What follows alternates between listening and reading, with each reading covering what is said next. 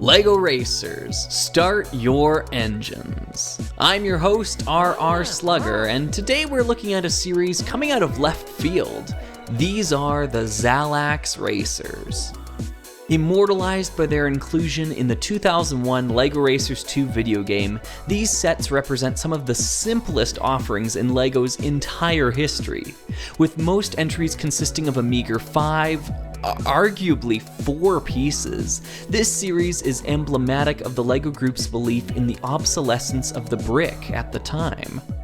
Just like with Galidor, Xalax represents a shift away from the core qualities of the brand, though as I've pointed out several times before, this is not always a bad thing. Galidor, while not a prodigious embodiment of what makes LEGO unique, still finds greatness from its other assets, such as its immersive lore and physical figure quality. It excels as an action figure, as was intended from the start.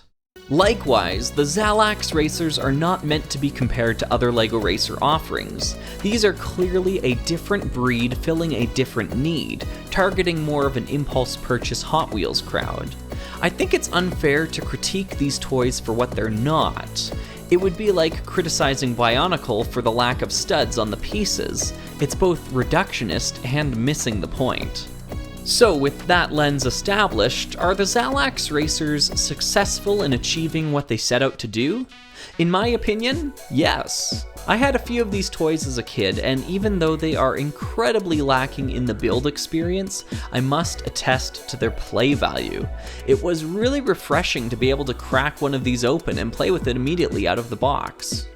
Besides the 4 pieces that make up both the car and its driver, the largest element included is the slammer, used to propel the vehicle forward.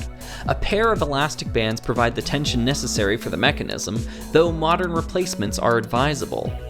When you're done, the slammer doubles as a case for the figure and car. Pretty nifty.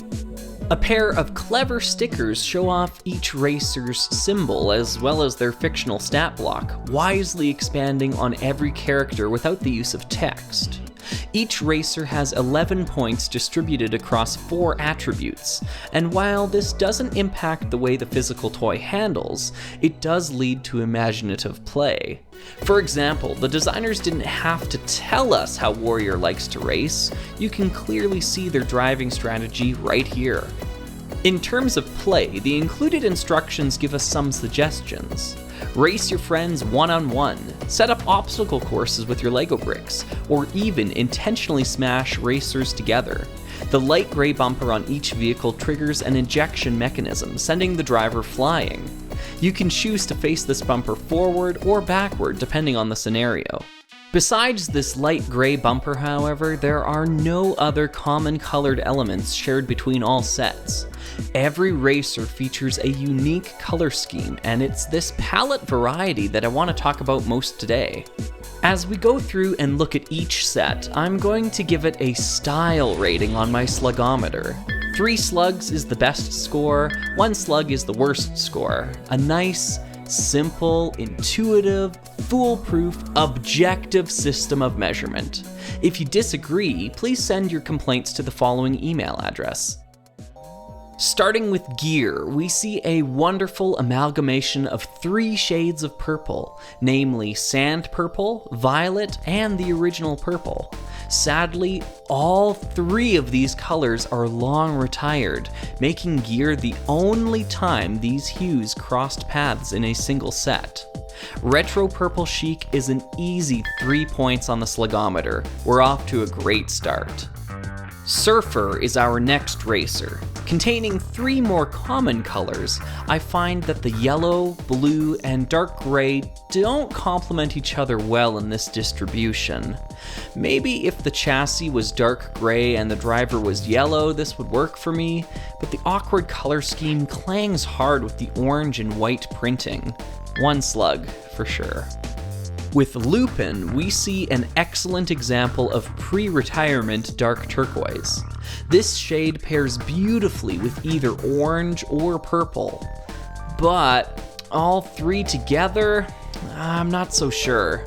The printing only widens the divide as the car is made all the more cohesive at the expense of the driver looking like they walked in from another set. 2 slugs overall. Even though Warrior may utilize a cliched color scheme, red, black, and purple works for a reason.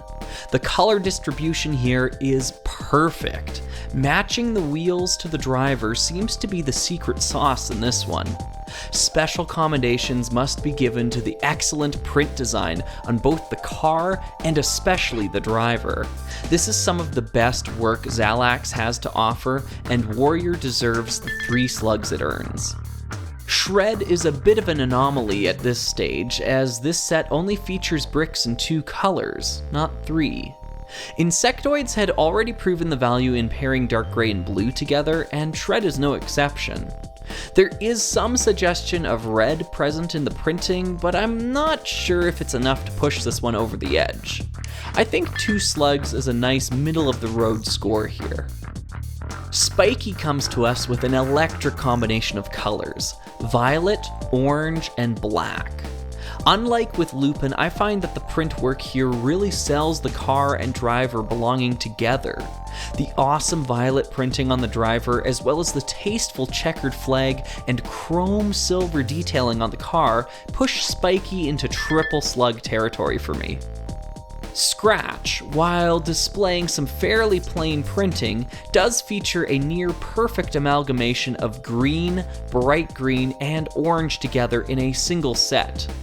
3 slugs seems to be the obvious choice here, but because Scratch reminds me too much of Power Miners, it earns a -1 to its final score. Hey, I don't make the rules.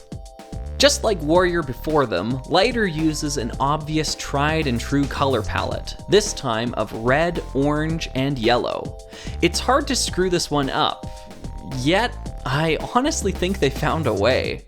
Unlike Warrior's impressive printing, Lighter features some of the laziest we've seen so far.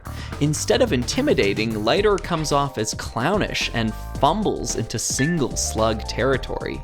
Even with red, orange, and yellow, Lighter manages to fail on easy mode.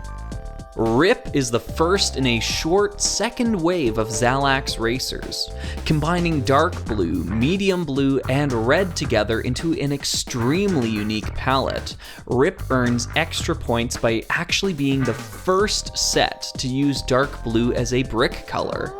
Normally, I hate building with this color, as I often have a hard time telling it apart from black, but I feel like it works pretty well in this set, scoring a solid 2 slugs.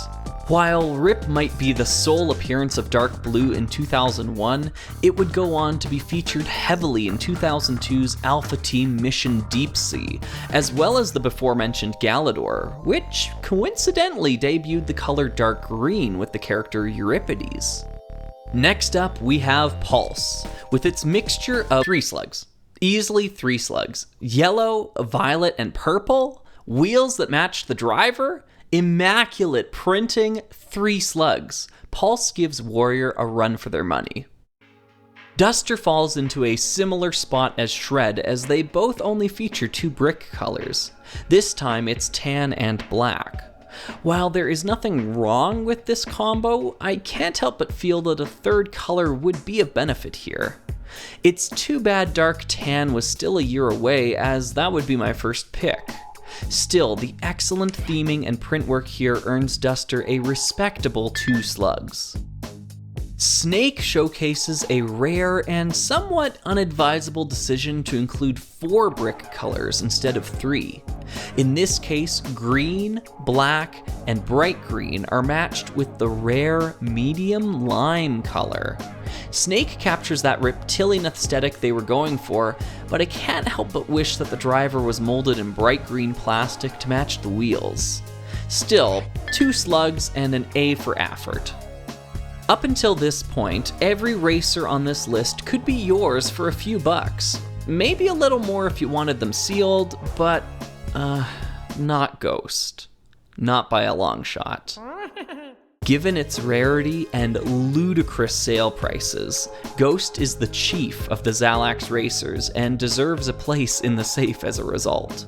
Also attempting the 4-color blend, Ghost is a gimmick car that mostly works. Black, orange, medium orange, and glow-in-dark opaque make for an obvious Halloween color scheme. Where I'm torn is with the printing. On the car, the printing is both lazy and trite with its spooky-wooky vibes. But on the flip side, they completely nailed the printing of the driver. It's hard to rate this one, so I'm going to place it in the middle of the pack, 2 slugs. The next 2 racers were a part of the only substantial brick-built set in the Xalax line, the Ice Ramp Racers. Containing 2 characters, Freeze and Chill, the Ice Ramp Racers set included many unique and interesting parts. Unfortunately, as you can see, I don't have the complete set, and it looks like I won't be getting one anytime soon. The pair of Arctic racers are both thematic to the core and a refreshing sight for sore eyes. Freeze effectively utilizes blue, medium blue, and white to sell the frozen aesthetic. But honestly, Chill steals the show here by also adeptly adding orange into the mix, completely tying it together with the printing. While Freeze falls slightly behind with 2 slugs, Chill gets top marks and rivals those on the podium. Interestingly enough, these 2 racers are the only ones who have slammers that don't match their car colors, with both slammers molded in pearl light gray plastic. One racer that won't have that problem is our final set in the series, Sub-Zero. Consisting of leftover pieces and sporting an odd set number, Sub-Zero is significantly less playable than its peers, as the set does not contain a slammer.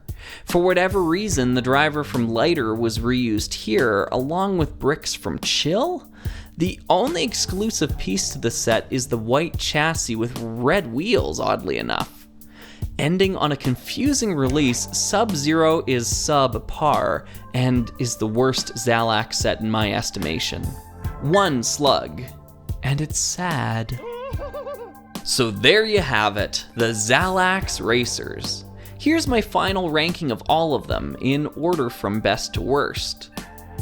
Do you have any opinions on the series? Did you play with them when you were young? I'd love to hear your thoughts and stories as well. Thanks for joining me on this little excursion. Till next we meet, I've been your host, RR Slugger, and I'll see you next time for another video.